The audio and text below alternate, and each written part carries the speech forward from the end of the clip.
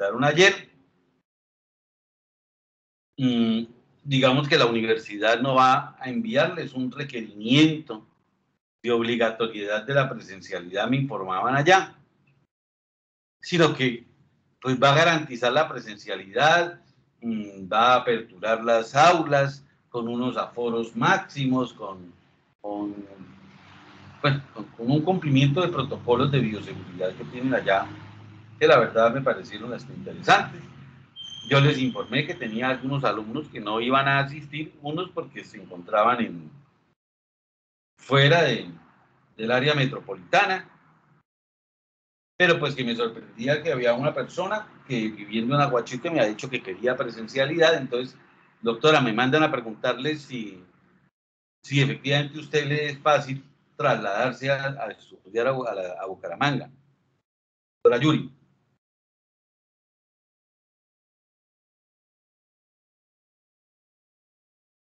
Bueno, parece que no está. Para los que están acá en Bucaramanga.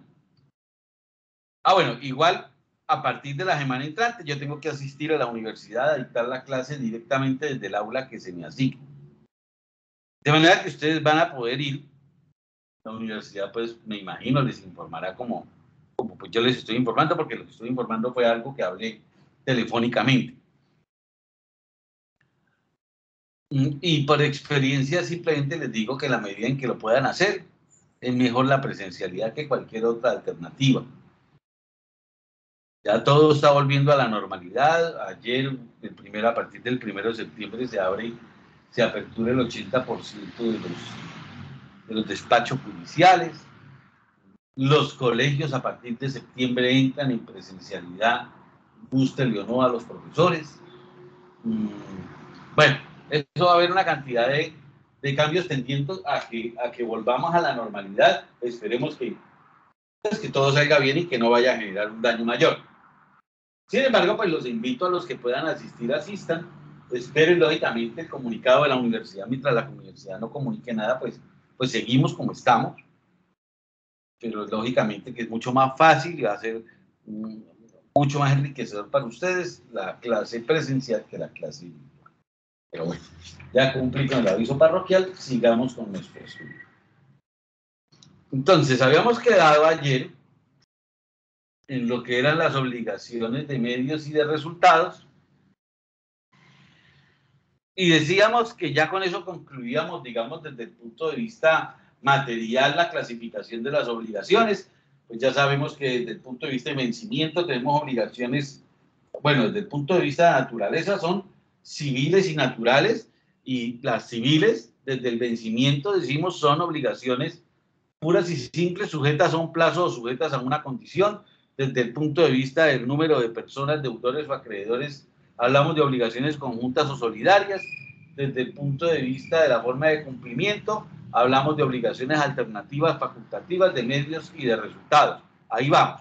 Ahora, hoy vamos a hablar de las obligaciones con cláusula penal. La cláusula penal, doctores, es una cláusula accidental. Ya les explico qué es una cláusula accidental. O bueno, algunos de ustedes que tenga abierto el Código Civil o que lo abran y se ubica en el artículo 1501.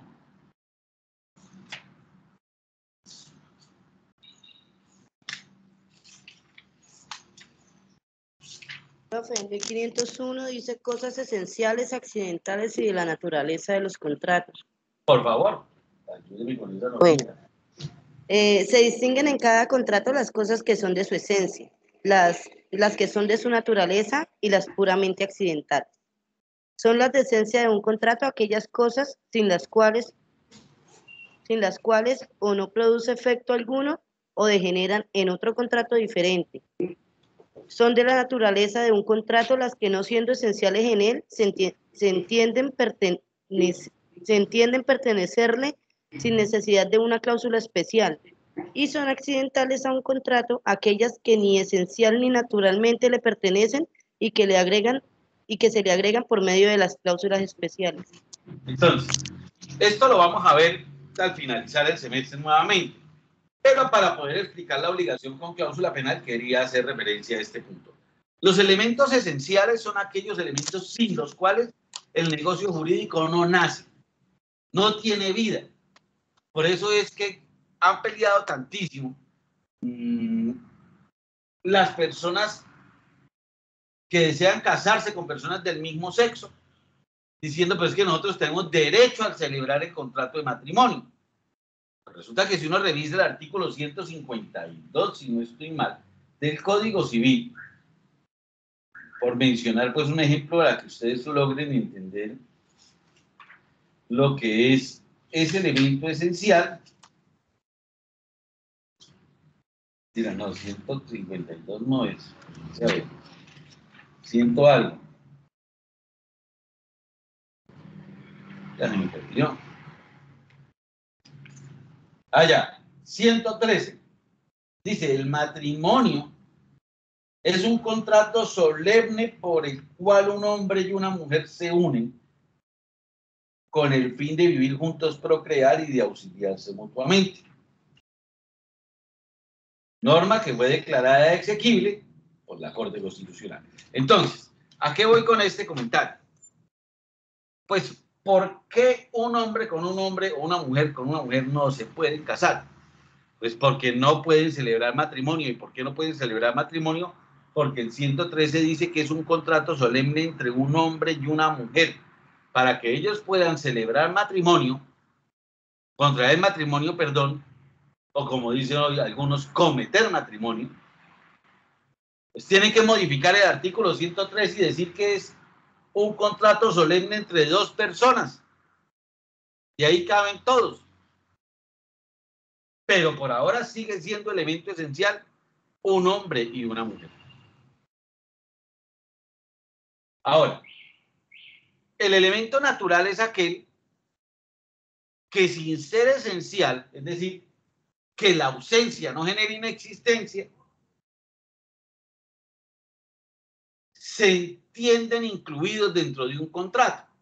Así las partes no hayan dicho absolutamente nada. Por ejemplo, el mismo contrato de matrimonio, pues toca celebrarlo ante un juez, ante un notario o ante un cura en virtud del concordato. Eso es un elemento natural. Así no diga el contrato, pues hay que escoger ante quién lo van a hacer. El contrato de compraventa de un inmueble, ustedes saben que toca llevarlo a la oficina de instrumentos públicos y eso tiene un trámite y pagar unos gravámenes. Eso es un elemento natural. Dígalo o no lo diga el contrato, hay que hacerlo. Y los elementos accidentales son esos que ustedes me están escuchando hablar hace ya un rato, que les digo, eso es la autonomía, la voluntad, es la posibilidad que tenemos de regular nuestro contrato, de decir dónde pago, cómo pago, cuándo pago, en dónde pago, en qué forma lo hago. Entonces, por eso la norma le dice los elementos accidentales requieren de cláusula especial que los contenga. Y uno de esos elementos accidentales, doctores, es la famosa cláusula penal. Que la cláusula penal es una cláusula accidental que castiga la inejecución del contrato o la ejecución tardía o la ejecución imperfecta. ¿De qué? De la prestación que se debe. Por eso yo les decía, de incumplimiento no es simplemente decir, ay, pues madre, ya incumplí. No, usted incumple o es decir, pues madre, yo ya cumplí. Yo le llevé el libro, se lo llevé tarde, pero se lo llevé. No, usted no cumplió, usted incumplió. Porque el incumplimiento es o total, o tardío, o imperfecto. En los tres escenarios hay incumplimiento. Y cuando tenemos cláusula penal, pues esta va a operar frente a esas circunstancias. Ahora, ¿cuáles son las funciones de la cláusula penal? Asegurar el cumplimiento de la prestación o de la obligación y servir como tasación anticipada del perjuicio. Y en esto es muy importante, ¿por qué? Porque si hay algo difícil de probar en un juicio de responsabilidad, especialmente cuando la responsabilidad deviene de un contrato, son los perjuicios. Porque usted puede probar el daño, pero de golpe no es capaz de probar el perjuicio. El daño ahí está, usted me incumplió, usted me tenía que entregar hoy el carro y hoy no me lo entregó pasada mañana. Ahí está el daño, ahí está el incumplimiento. Pero mi incumplimiento le causó a usted algún perjuicio. Entonces, claro, como somos colombianos de pura cepa, les dice, claro, precisamente yo nunca me muevo a la casa, pero ese día tuve que ir 45 veces al banco, 83 veces al supermercado, tuve que ir a visitar a mi hija, tuve que ir a visitar a mi moza, tuve que ir a visitar a mis nietos, tuve que ir a visitar a mi suegra, y eso eran taxis, y taxis, y taxis.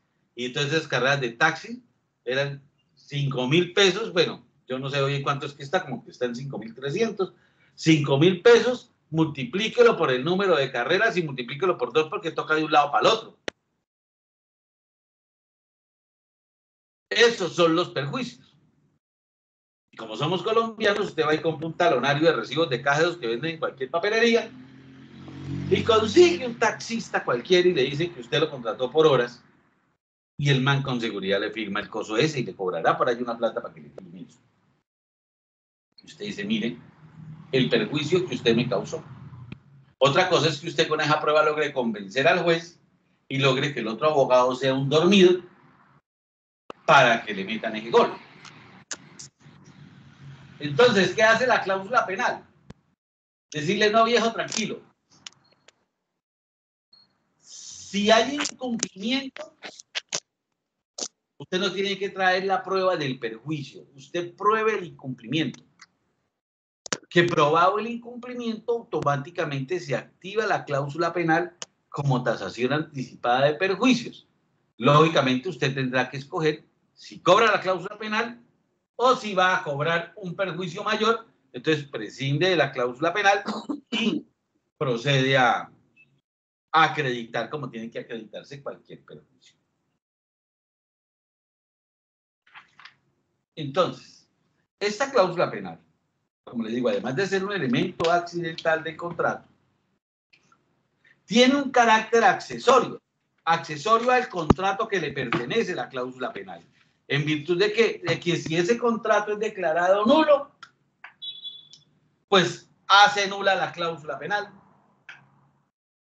Pero si se declara la nulidad parcial o la nulidad de cláusula o la nulidad de la cláusula penal, no anula el contrato que la contiene.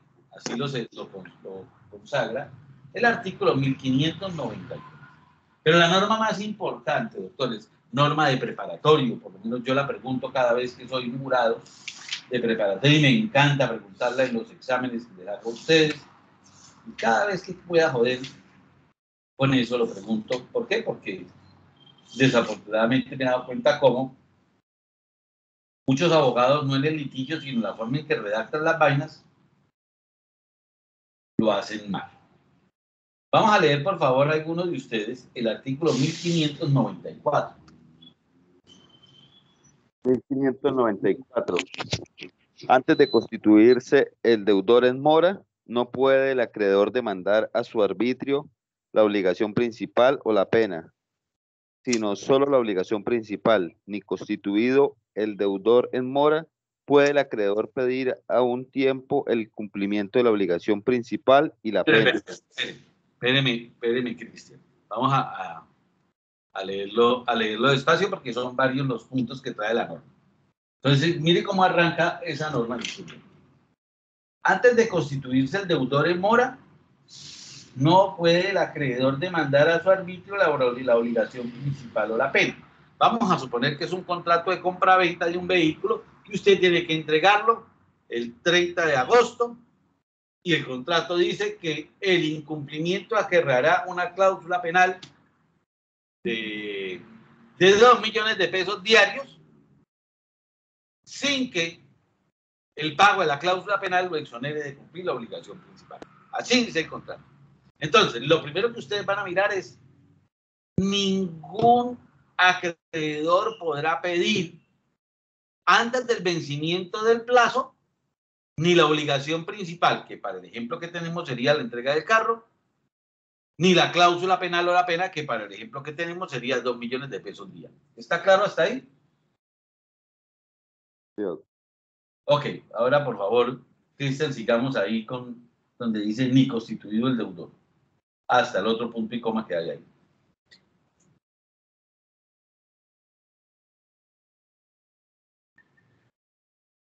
ni constituido el deudor en mora, puede el acreedor pedir a un tiempo el cumplimiento de la obligación principal y la pena, sino cualquiera de las dos cosas a su arbitrio.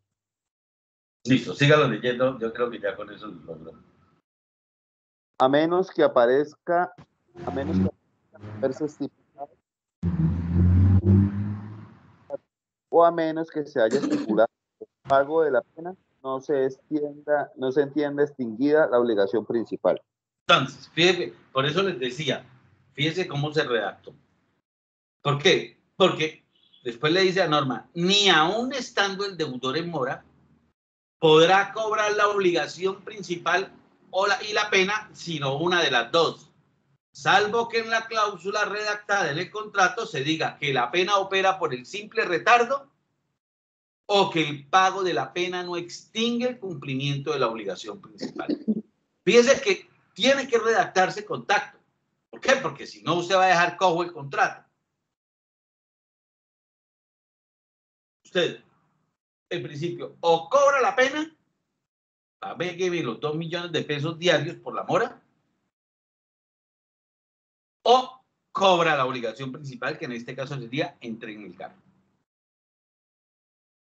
Como ya está en mora, tenemos que mirar cómo se redactó.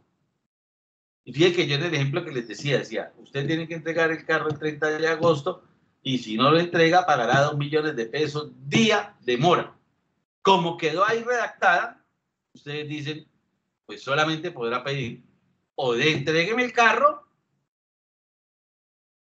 o pague la cláusula penal. ¿Qué tengo que hacer para cobrar ambas?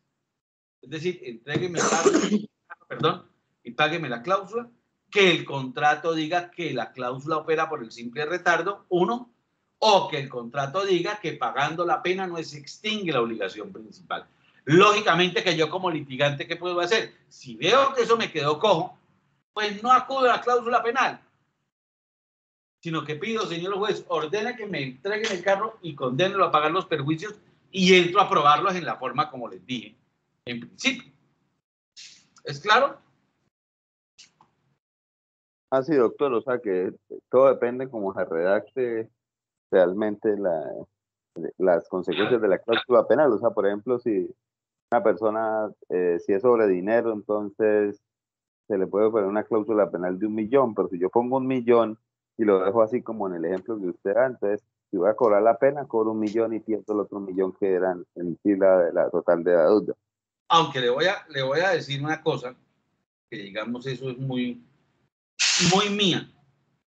Yo pienso que en las obligaciones cuyo objeto es el dinero no cabe la cláusula penal en la medida en que la mora del dinero o los frutos del dinero son los intereses. Entonces yo no puedo disfrazar una cláusula penal cuando adicionalmente estoy cobrando intereses porque estaría cobrando un doble de interés y hay una norma del Código de Comercio que ahorita no recuerdo cuál es, tengo que buscarla, que establece que en las obligaciones del dinero cualquier rubro distinto del capital y que tenga relación con el plazo o con la mora se reputará como interés, que sumado todo a los intereses normales, si superan el máximo permitido, además de la usura, genera la sanción que luego miraremos, porque creo que vamos a mirar hoy, de la pérdida de los intereses al ser una obligación de carácter mercantil. Entonces, esto le aplica para cualquier otra obligación, un contrato de obra, un leasing, cualquiera de esos. Pero pienso que para obligaciones cuyo objeto es el dinero, no. Cuénteme. Me genera entonces hay una duda. Digamos, en las promesas de compraventa que yo he visto en el inmueble, digamos, la gente pues hace un pacto, digamos que le venden 100 millones el inmueble, que da, digamos, un azar. Espéreme. Es que me lo está malinterpretando. Hago referencia a obligaciones en dinero, por ejemplo, en el mutuo. Sí. Cuando yo le presto plata a usted. En las demás obligaciones no, por ejemplo, en un leasing, en una compraventa, una promesa de venta, donde usted quedó de pagar 20 millones de pesos hoy y no los pagó. Pero fíjate que es como consecuencia de un contrato cuyo objeto no es el pago, cuyo objeto es la transferencia de la propiedad. Es a eso que hago referencia. Ok, doctor. ¿Alguna duda de alguien más? Profe, ¿en qué casos en específico sería efectiva la cláusula penal? Además del ejemplo que nos está dando. No, en cualquiera. Mire que en el arrendamiento hay cláusula penal. Incluso la trae la misma ley. Cuando le dice, en caso de que usted incumpla, tiene que pagar, dependiendo de quién incumple, si tiene que pagar el resto del contrato o tiene que preavisar 3 meses, tiene que pagar 3 meses o 1.5 veces el canon de arrendamiento. En cualquier contrato usted la incluye. Por lo que le digo, la finalidad de la cláusula penal es servir de indemnización, de tasación anticipada de perjuicios. Y es que, ustedes me escuchaban ayer, la razón de ser del derecho para mí es que la gente no cause daño y si cause daño, repare el daño causado. Hay daños que no pueden repararse, como la muerte. Eso nadie lo repara. Pero dicen los psicólogos que el dolor con plata duele menos. Entonces, eso lo cambian por dinero. Pero eso es que estoy hablando de la extracontractual. En la contractual, cualquiera. Usted coge, por ejemplo, ¿usted ha mandado algo por Servientrega? Sí, claro. Y fíjate que ahí le dice, ¿qué manda? Entonces estoy mandando unos cigarrillos. ¿Cuánto vale lo que usted está mandando? Entonces uno dice mentiras, dice por debajo para que no salga tan caro. Ah, pues el día que eso pase, si es el bus se cae por allá y su carga se perdió, ¿cuánto le pagan? Lo que usted dijo que valía. Es como una cláusula penal. En cualquiera, usted ubique cualquier contrato. Y, vuelvo y le digo, no opera por ministerio de la ley, opera por voluntad de las partes. Si ustedes no dijeron nada, no significa que usted no tenga derecho a que le indemnicen los perjuicios, sino que asume la carga de probar los perjuicios. Bueno, profe, usted me está diciendo que se incluye en todo tipo de contrato, pero ¿cómo hace, digamos, uno para que esa cláusula se borre, por decirlo así? Digamos, se incluye, pero se extinga. Ah, no, se extingue, muere cuando usted cumple. Es la única manera. Claro, porque la cláusula penal lo que opera es frente a su incumplimiento. Ok. Listo, profe. Frente a su incumplimiento. Si usted cumple, el contrato se liquida y si el contrato se liquida, pues simplemente contrato liquidado, muertas sus cláusulas y todos salimos contentos. Entendido. ¿Alguien más? Doctor, pero también se extingue, digamos, en el caso de que la principal, digamos, la creencia principal goce de nulidad, de ilegalidad, ¿cierto? Ah, bueno, pues en ese caso operaría. Operaría. Si el contrato donde consta la cláusula penal se declara nulo, pues chao a la cláusula penal. Sí, en ese caso opera.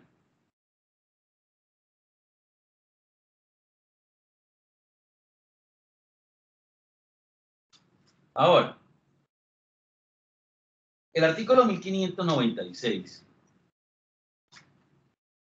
nos habla qué pasa cuando el incumplimiento no es total, sino estamos en presencia de un incumplimiento parcial.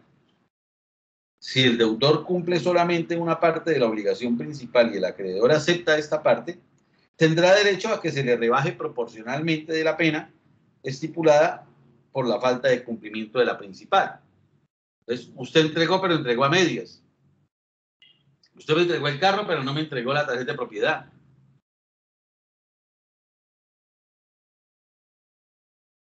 Entonces, y yo acepto, yo recibo el carro así.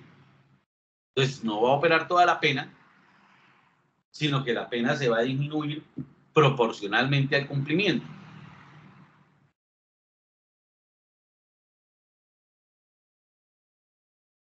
Lo que nunca podré pedir, salvo que exista autorización expresa en el contrato, es cláusula penal más otros perjuicios. Eso no lo puedo pedir. Y en eso hay que ser muy, como le digo, muy enfático. Y uno como abogado litigante saber ¿por qué lado se va? ¿Por qué razón? Mire, hace algún tiempo en un tribunal de arbitramiento en el que yo fallé, la abogada demandante demanda el cumplimiento de un contrato y en el contrato decía lo siguiente, que la cláusula penal eran como 500 millones de pesos. Y ella, pienso yo que, bueno, no vamos a calificar por qué razón, pidió perjuicios, pero pidió perjuicios por 1.000 y prescindió de la cláusula penal. Oh, sorpresa la que se llevó cuando el panel arbitral consideró que no se había aprobado ningún perjuicio. Esa es la ventaja de la cláusula penal. ¿Por qué? Porque si yo opto por pedir perjuicio, tengo que probarlo. Mientras que si yo opto por la cláusula penal, simplemente pruebo el incumplimiento. No tengo que probar el perjuicio, porque el perjuicio ya lo tasamos y ya lo pactamos ambos en el contrato.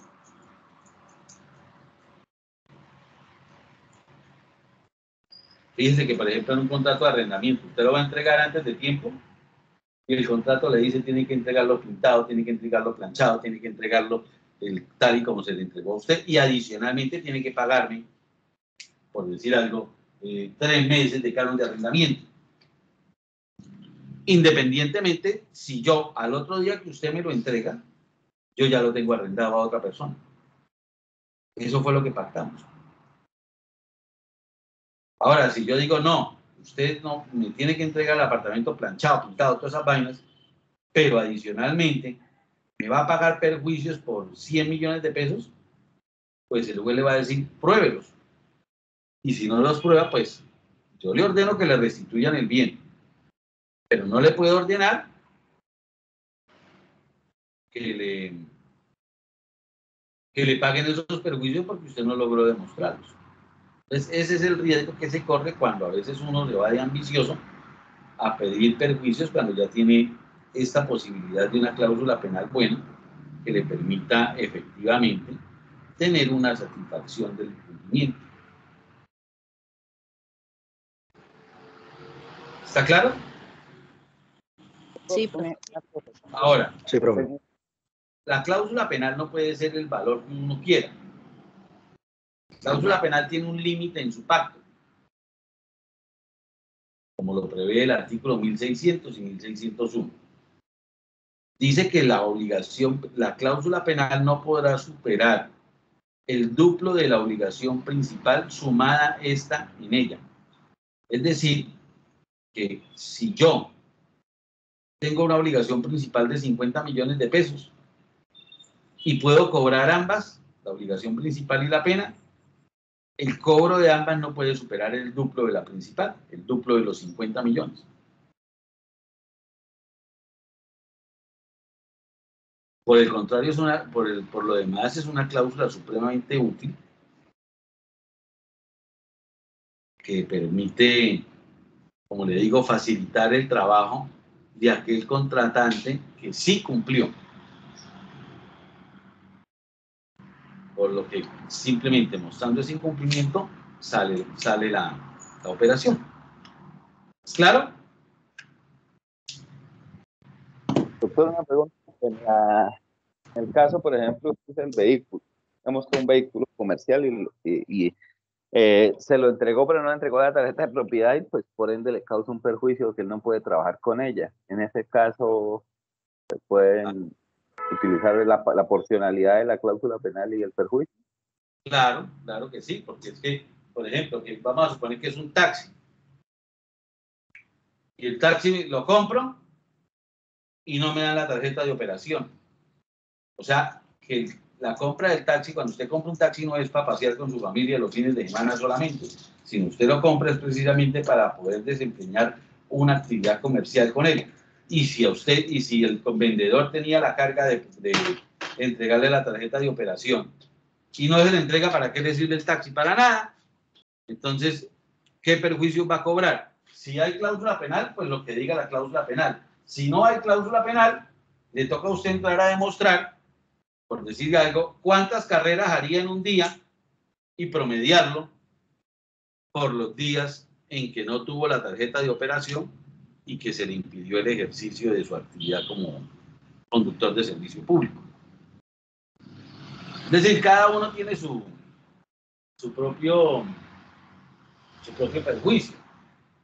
Voy a ponerles un ejemplo donde no opera cláusula penal, como los accidentes en la responsabilidad civil extracontractual. Entonces, a cualquier persona lo atropellan en la calle, le parten un pie, resulta que el tipo era, vámonos por lo sencillo, era mensajero y le dan una incapacidad de 20 días, más 10 sesiones de fisioterapia y esa incapacidad se le vuelve 4 meses. Entonces, ¿qué carga tiene la víctima? Tiene que entrar a demostrar que efectivamente fue incapacitado esos 4 meses con ocasión del accidente y que en virtud y que en el momento del accidente él devengaba o tenía un salario igual o superior a X valor, y si no lo logra demostrar, pues se presumirá que se ganaba el salario mínimo. Aplican la fórmula financiera del lucro cesante y estiman cuánto es el valor de la indemnización. Pero como le digo, fíjese que hay que cumplir con una carga de prueba, Mientras que la cláusula penal, ¿usted qué demuestra? Que su contratante le incumplió. Y que como lo incumplió y el contrato dice que ante el incumplimiento le tienen que pagar esa cláusula penal, pues ¡bum! Se fue y la pidió. Que efectivamente no se le causó ningún perjuicio. Puede que sí, pero frente al incumplimiento había una tasación. Es que miren, el problema más grande del derecho muchas veces es la parte probatoria. Y suena esto suena re feo, lo que les voy a decir, pero es un consejo práctico. Para dejar las cosas como están, que entrar a modificarlas. Y frente a ese escenario, usted tiene que entregarle toda la prueba al juez. Toda es toda. Para convencerlo que efectivamente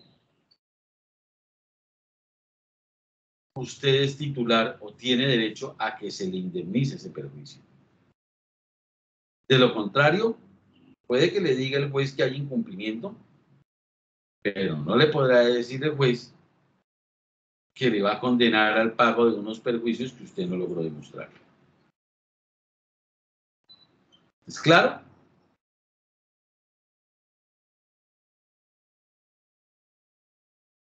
Sí, doctor. Ok. Perfecto. ¿Alguna pregunta?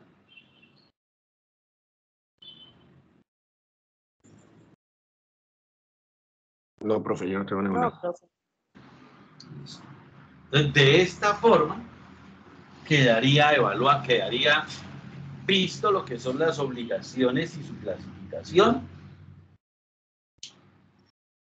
Bueno, se me olvidaba hacerles mención a que esta cláusula penal también opera frente a obligaciones mercantiles.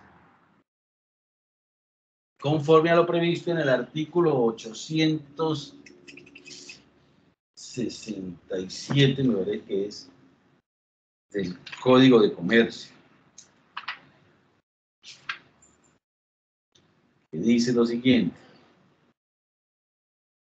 cuando se estipule el pago de una prestación determinada para el caso de incumplimiento o demora, se entenderá que las partes no pueden retractarse. Cuando la prestación principal esté determinada o sea determinable en una suma cierta de dinero, la pena no podrá ser superior al monto de aquella. Fíjense que es prácticamente lo mismo, sin embargo, le adiciona a la norma la imposibilidad de retracto. El retracto es una posibilidad que va en ciertos contratos, pactado por las partes, en donde, por ejemplo, se establece, es lo que ustedes conocen o han escuchado como las arras. Entonces yo entrego algo en señal de quedar convenidos. Esas arras pueden ser confirmatorias, no admiten retracto, o esas arras pueden ser penitenciales. Son arras que admiten retractarse dentro de los 60 días siguientes, salvo que las partes hayan fijado un plazo distinto. Entonces, cuando hay retracto, no hay incumplimiento. Simplemente quien se retira, si así lo pactaron en el contrato, pierde las arras si quien se retracta fue quien las entregó. Y las devuelve dobladas si quien se retracta fue quien las recibió. Pero hay que distinguir entre el retracto y el incumplimiento, porque el retracto es un derecho. Yo tengo derecho a retractarme, a decir no voy en el negocio. Y otra cosa es que yo no me retracte, sino que no cumpla mi obligación. Y en ese caso sí tengo derecho al cobro de la cláusula penal. Entonces, doctores, de esta forma queda vista todas las obligaciones, nos quedan pendientes las obligaciones en dinero. Yo veo que hoy la actitud del curso fue distinta y me alegro muchísimo porque están preguntando, están cuestionando. Puede ser que estén cuestionando no porque hayan leído, sino porque la práctica o lo que ustedes hacen les permite tener conocimiento pues, de esta, digamos que son las obligaciones más conocidas, las obligaciones con cláusula penal. Pero entonces vamos a hacer el siguiente compromiso y es, ustedes van a hacer la lectura que yo les subí este fin de semana. El lunes que nos encontremos, si la universidad si lo dispone, será en el aula para los que quieran ir. Entonces haremos un medio repaso para irnos preparando para el primer momento de evaluación. Ahora, eso de los que quieran ir, vale la pena pues decir una cosa, otro paréntesis, y es que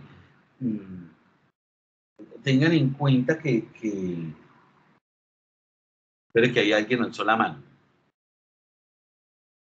Dana. Buenos días, profesor, qué pena.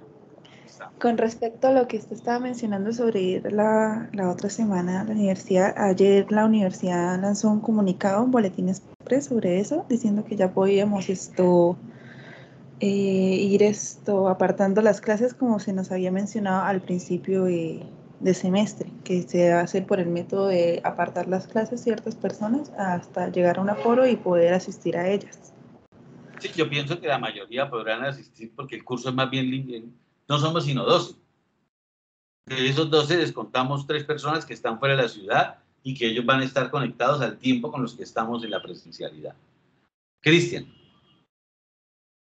Doctor, es que me quedó una duda frente a la cláusula penal en el artículo, en el inciso tercero del artículo 1597.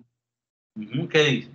De que se exceptúase en el caso de que habiéndose puesto la cláusula penal con intención expresa de que no pudiera ejecutarse parcialmente el pago, uno de los herederos ha impedido el pago total, que podrá entonces exigirse a este heredero toda la pena, o a cada uno su respectiva cuota, quedándole a salvo su recurso contra el heredero infractor. Vuelva a la idea. ¿Cuál es el artículo 1500 qué? 1597, el inciso tercero. Vamos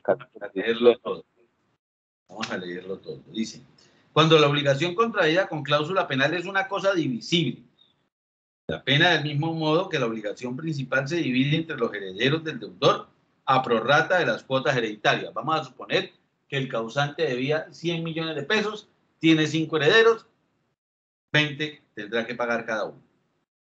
El heredero que contraviene la obligación incurre pues en aquella parte de la pena que corresponde. Bueno, pero vamos a suponer que es un contrato, ¿no? Contrato de venta, por ejemplo.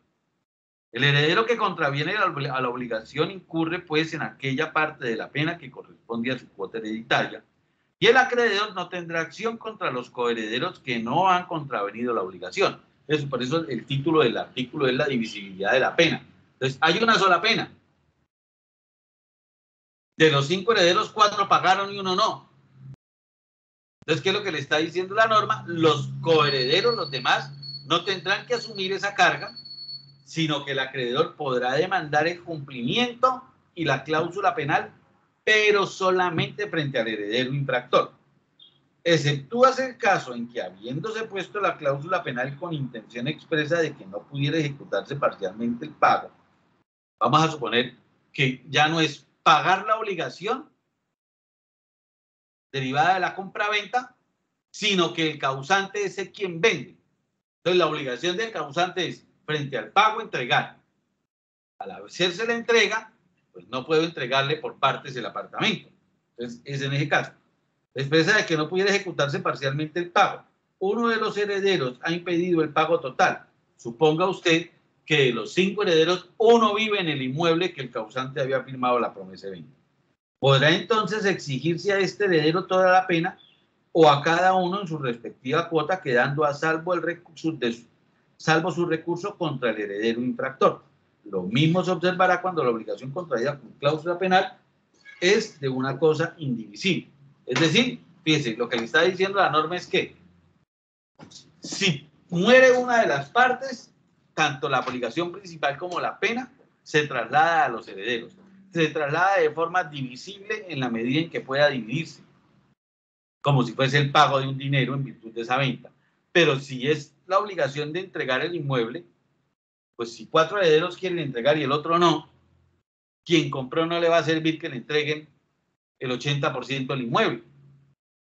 Entonces, frente a esa persona, frente a ese acreedor, que en este caso sería el comprador, hay un incumplimiento total y le puede exigir a todos la cuota parte o demandar al heredero que vive en el inmueble el 100%.